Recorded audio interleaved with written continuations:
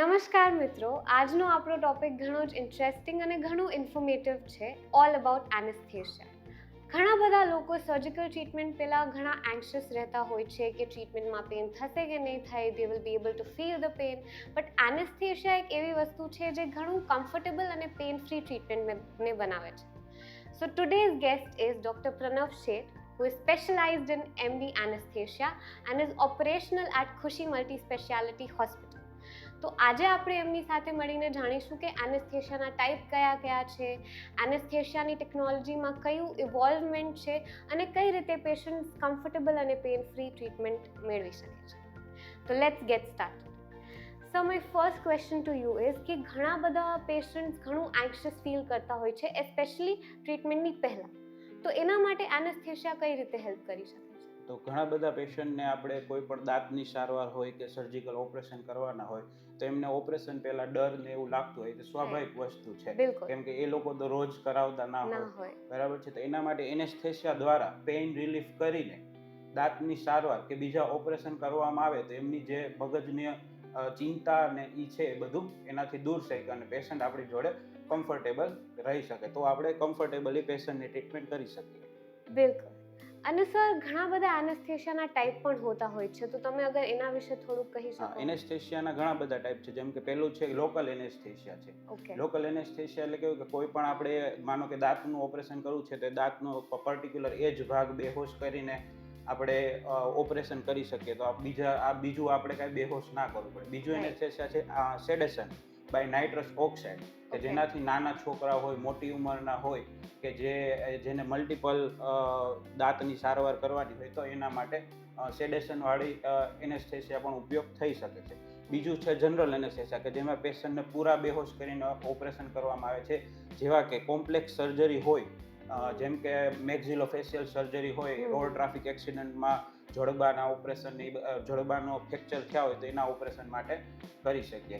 બીજું કે જેનું માઉથ ઓપનિંગ ઓછું હોય, કે જે માવા ને બધું ખાતા હોય એના લીધે માઉથ ઓપનિંગ વન ફિંગર જ હોય, તો એવા લોકોને દાંતની ટ્રીટમેન્ટ માટે પૂરા બેહોશ કરીને ઓપરેશન કરવા પડે. અને નાના બાળકો છે કે જે તમારી જોડે કમ્ફર્ટેબલ ના હોય અને રોયા જ કરતા હોય તો એ લોકોને પણ પૂરા બેહોશ કરીને આપણે દાંતની સારવાર અને પૂરા બેહોશ કરીને બીજા સર્જિકલ ઓપરેશન પણ કરી શકીએ. રાઈટ.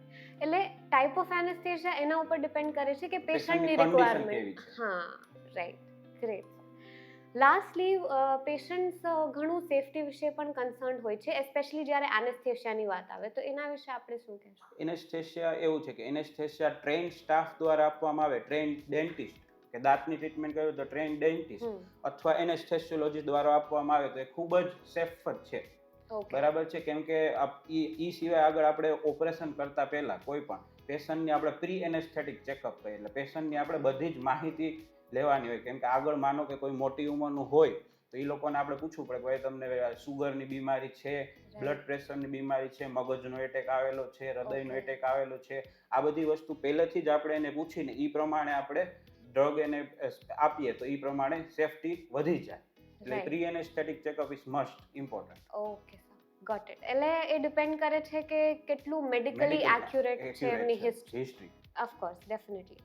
અને સર, એનેસ્થેશિયામાં લેટેસ્ટ ટેકનોલોજીના જે એડવાન્સમેન્ટ છે એના વિશે આપણે શું કહેશું? હા, એટલે એનેસ્થેશિયામાં પહેલા કેવું હતું કે પહેલા જે ઇન્જેક્શન આવતા, સ્પેશિયલી આપણે ડેન્ટલ ટ્રીટમેન્ટની જ વાત કરીએ કે ભાઈ કોકેનના ઇન્જેક્શન આવતા, પ્રોકેનના ઇન્જેક્શન આવતા, જેની હૃદય ઉપર બહુ ખરાબ અસર થતી હતી. ધીમે ધીમે જેમ એમાં ઇવોલ્યુશન આવ્યું, એમાં બીજા નવા ઇન્જેક્શન આવ્યા કે જે હૃદય ઉપર એટલી અસર નથી કરતા, જેમ કે લિગ્નોકેન ઇન્જેક્શન આવ્યું તો એના લીધે આપણે લોકલ એનેસ્થેશિયા આપીને ટ્રીટમેન્ટ કરી શકીએ. અને એમાં પણ સાથે એડ્રીનાલિન એડ કરી દો તો એનેસ્થેશિયાની અસર બી લોંગ લાસ્ટિંગ થઈ જાય. ખાલી લિગ્નોકેન આપો તો 20 મિનિટે, લિગ્નોકેન એડ્રીનાલિન આપો તો 40-45 મિનિટ સુધી આપણે દાંતની પ્રોસિજર કોઈ હોય તો કરી શકીએ. બિલકુલ. બરાબર છે. એના સિવાય બીજી ઘણી વસ્તુ છે કે સેડેશન બાય નાઇટ્રસ ઓક્સાઇડ છે, તો નાના છોકરાઓ હોય એને ખાલી આપણે પૂરા બેહોશ ન કરવા હોય તો ખાલી સેડેશન નાકમાં રાખીને નાઇટ્રસ ઓક્સાઇડ આપીને પણ આપણે દાંતની ટ્રીટમેન્ટ કરી શકીએ. એના સિવાય બીજું પણ એવું છે કે ઘણા કમ્પ્યુટર કંટ્રોલ ડિવાઇસ આવે, એનાથી આપણે રેગ્યુલેટ કરીને ડ્રગ આપી શકીએ. અને પ્રી ફિલ્ડ સિરિંજ પણ આવે છે એમાં, કે આખી જ ઇન્જેક્શન ને બધું તૈયાર જ આવે છે. આ બધું મોડર્ન એનેસ્થેશિયા ટેકનોલોજી છે. ગ્રેટ. તો સર એનેસ્થેશિયા એક એવો ટોપિક છે કે ઘણો ટાબુ ટોપિક છે, મતલબ ઘણા લોકોને આઈડિયા Idea નથી જ હોતો અને ડર એનો વધારે વધારે. પ્રચલિત હોય છે. તો thank you so very much કે તમે મિથ્સ જે છે એ બસ્ટ કરી અને અમને એક સટીક અને સરળ આઈડિયા આપ્યો તેના માટે. અને ગાઈઝ આઈ હોપ કે તમને ઘણી નોલેજ, ઘણી ઇન્ફોર્મેશન મળી છે, એસ્પેશિયલી આજના ટોપિક વિશે, બિકોઝ સર્જરી એક એવી વસ્તુ છે કે ઘણી વખતે ઇનેવિટેબલ બની જતી હોય છે અને તેના માટે એનેસ્થેશિયા એક એવી વસ્તુ છે કે surgery without anaesthesia It's is not impossible, right?